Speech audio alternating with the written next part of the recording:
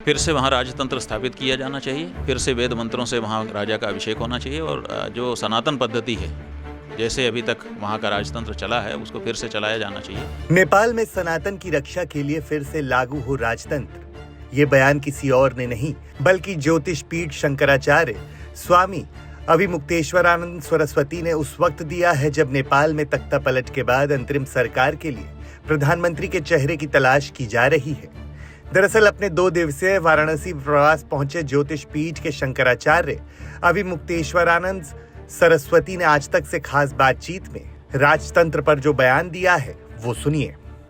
नेपाल में जिस तरह से तख्ता पलट हुआ है और अभी वहाँ अंतरिम प्रधानमंत्री बनने की नौबत है, अभी कोई नाम डिसाइड नहीं हो रहा है, क्या लग रहा है ऐसे में नेपाल के पूर्व राजा जो राजशाही थी उनके भी नाम सामने आ रहे हैं, क्या लग रहा है कि जिस तरह से लोकतंत्र वहाँ पे अपनी भूमिका नहीं अदा कर पाया है और इस तरह से वहाँ तख्ता पलट हुआ है, विद्रोह हुआ है, क्या लगता है कि अब आगे किस तरह वहाँ सत्ता शासन को बढ़ना चाहिए?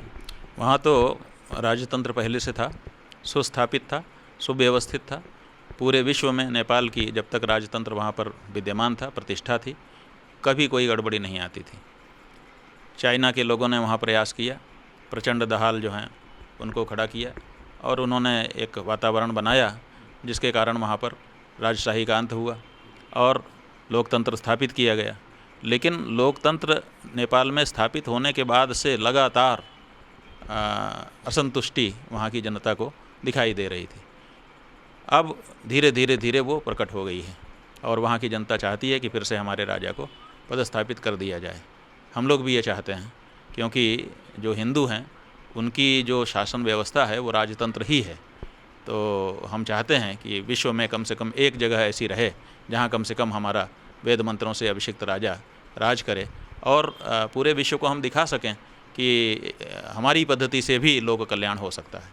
यानी आपका कहना है जिस तरह से एकमात्र हिंदू राष्ट्र के तौर पर नेपाल कंसीडर किया जाता रहा, वहाँ फिर से राजशाही होनी चाहिए, तभी हिंदू वहाँ पे फिर से वहाँ राजतंत्र स्थापित किया जाना चाहिए, फिर से वेद मंत्रों से वहाँ राजा का अभिषेक होना चाहिए और जो सनातन पद्धति है, जैसे अभी तक वहाँ का राजतंत्र चला है, उसको फिर से चलाया जाना चाहिए और पूरे विश्व को ये संदेश जाना चाहिए कि हिंदू राज पद्धति से भी जनता सुखी रह सकती है।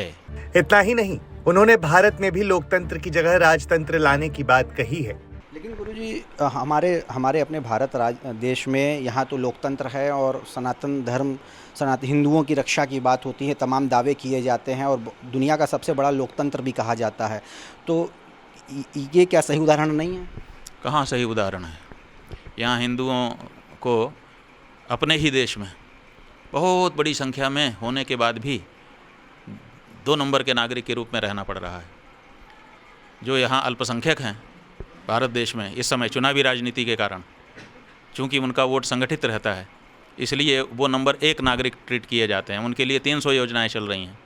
वो जो कुछ कह देते हैं उसको कभी भी इनकार नहीं किया जाता है और हम 100 करोड़ के करीब होकर के भी आज हमारी कोई बात नहीं सुनी जाती। हम कहते हैं गंगा को मत बांधो, बांध दिया जाता है। हम कहते हैं मंदिर को धर्माचार्यों के अनुसार चलाओ, सरकार आके अधिग्रहण कर लेती है। हम कहते हैं गाय को मत हत्या करो, उसको सब्सिडी दे दी जाती है। तो हमारे अनुसार कहाँ हो रहा है? अगर हमारा राज्य होता बहुमत, जैसा ये कहते हैं कि ये लोकतंत्र जो है ये बहुमत का राज्य है, अगर बहुमत का राज्य होता तो आज तो हम बहुमत में हैं ना भारत देश में। जब भारत देश में हिंदू बहुमत में है पिछले 75-78 सालों से, तो फिर कैसे गोहत्या नहीं बंद हो रही है? इसका मतलब है कि ये छलावा है। ये वास्तव में जनता की भावना की सरकारें नहीं हैं। ये ऊपर से कहीं ना कहीं गणित गुणा करके बैठी हुई सरकारें हैं। अगर ये सचमुच बहुमत की सरकारें होती तो बहुमत के अनुसार यहाँ पर निर्णय होता, लेकिन बहुमत के अनुसार निर्णय नहीं हो रहा है। इसलिए ये चुनाव की जो राजनीति है ये वास्तव में लोकतंत्र का प्रतिबिंब नहीं है, ये स्पष्ट हो चुका है। भारत में भी राजतंत्र ही होना चाहिए। बिल्कुल, हम तो हिंदू होने के नाते कहेंगे कि भारत में भी राजतंत्र होना चाहिए और राजतंत्र था। आज़ादी के बाद आपने सरदार वल्लभ भाई पटेल के माध्यम से राजतंत्र का आपने उन्मूलन किया है, आपने ज़मींदारी का उन्मूलन किया है। उनकी जो कमियां हैं उन कमियों को दूर किया जाना चाहिए था। आपके शरीर में कोई रोग हो जाए तो आपके शरीर के रोग को दूर किया जाना चाहिए। आप ही को समाप्त कर देना ये कहाँ का नियम है? इसी के साथ बिहार चुनाव में भी स्वामी ने गौरक्षा का मुद्दा उठाया है। किसी भी बात को कहने के लिए कोई मौका होता है। गौ माता को राष्ट्रमाता के रूप में घोषित किया जाए और उनकी हत्या को पूरे देश में अपराध बना करके, दंडनीय अपराध बना करके कानून सुस्थापित किया जाए, ये मांग आज़ादी के पहले से हम सब करते चले आ रहे हैं। ये जो मांग है इसको पूरा पार्टियों को और जो विशेष करके वो पार्टी जो सरकार में जाने वाली है उसको करना है। तो ऐसी परिस्थिति में चुनाव के समय में ये बात कही जानी बिल्कुल उचित है। और बिहार में चुनाव होने वाला है। बिहार का चुनाव जो हो रहा है, बता रहे हैं लोग जो राजनीति के पंडित हैं कि इस चुनाव से आगे की जो राजनीति है अगले 5-10 वर्ष की, वो सुनिश्चित होगी। ऐसे में जो हम सनातन धर्मियों का सबसे मूल मुद्दा है, मुख्य मुद्दा है, गौ माता की हत्या को रोकने का, गौ माता को माता की प्रतिष्ठा देने का, वो पीछे ही छूटता जा रहा है। आज़ादी के पहले से हम लोगों की मांग थी, आज़ादी के बाद से 78 साल 79 साल बीत गए, अभी तक इस बारे में कोई विचार स्पष्टता के साथ नहीं हो रहा है।